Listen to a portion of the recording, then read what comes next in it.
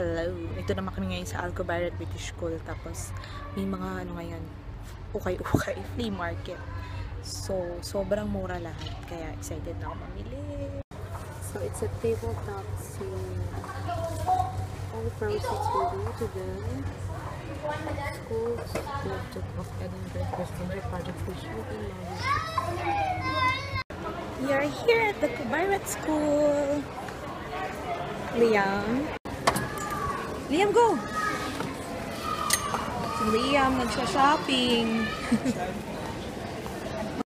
Ang dami na namin pinamiling UK. Break muna kami sa pagsha-shopping. Si Jen nagko-compute na mga ginastos. Naka 250 ako. Si Jen, magkano na? 300 sa... Pero 300. Ang dami, ayan no. Ayan yung pinamili namin. Buong cart puno.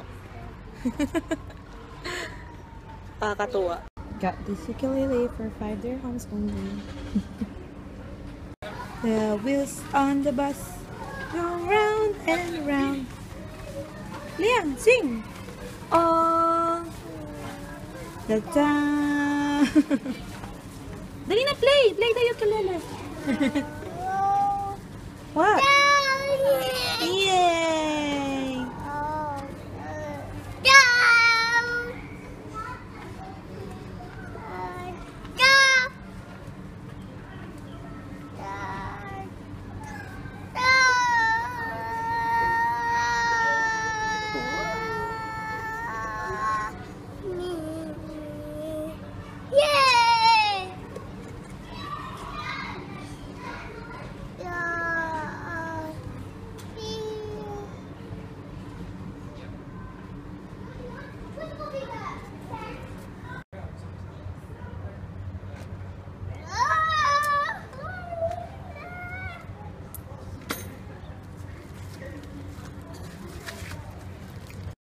So, I'm back in the house. Ang dami kong napamili dun sa tabletop sale na yon.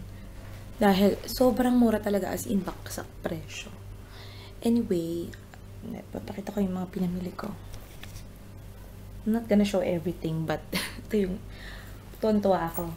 I got a Marc by Marc Jacobs bag. It's a ano ba? Nabubulol ako.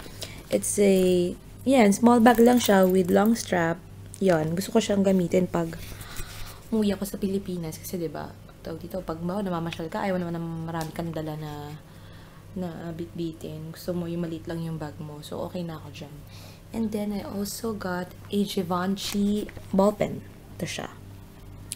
I'll show you what it looks like. Ito. Ayan, diba? Ang social.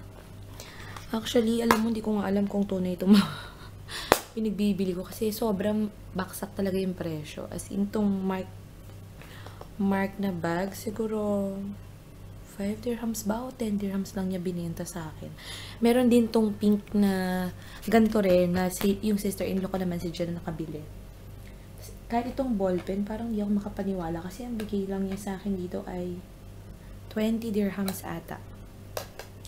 And then, may nabili pa akong dalawang bag. Ito. This one, I don't know the brand eh. Ayan. Rossetti, New York. Hindi ko alam kung kanino ko ito ibibigay. Siguro kay mama na lang. Kasi mahilig sa bag si mama. And then, ito, Jimmy Choo. Hindi ko alam kung tunay din to. Pero diba, ang cute. Maliit lang siya na strap. For formal occasions na lang siguro. Yun. Tapos yung mga nabili pa akong mga damit pero hindi ko napapakita. Kasi pamimigay ko lang naman yan sa mga kamag-anak ko sa Pilipinas. Kasi usually pag umuwi ako, nagpapabox talaga ako ng mga hand-me-downs. Yung mga napaglumaan ko ng damit. So, siguro naman ito, okay lang naman na ukay ko lang siya binili. Kasi ang may-ari naman ng mga damit niyan, mga British, mga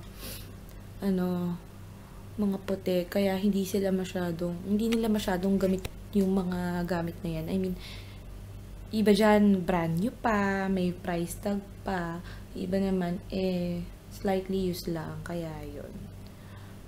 Saka yung mga kamag-anak ko, okay lang sa kanila, basta damit. At saka, branded, no? Kaya, choosy pa ba sila?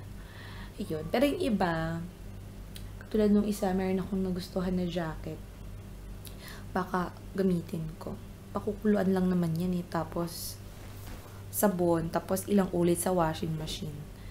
Yun, pwede na. So, yun. Tawag dito. Grabe, ang dami namin na pamilya. Lalo si Jen. Diyos ko, talagang punong-puno. Napaka, exciting kasi mamili. Kasi parang, para ka lang, bumibili ng candy. Tipo 5 dirhams, 10 dirhams, 20 dirhams. Yun.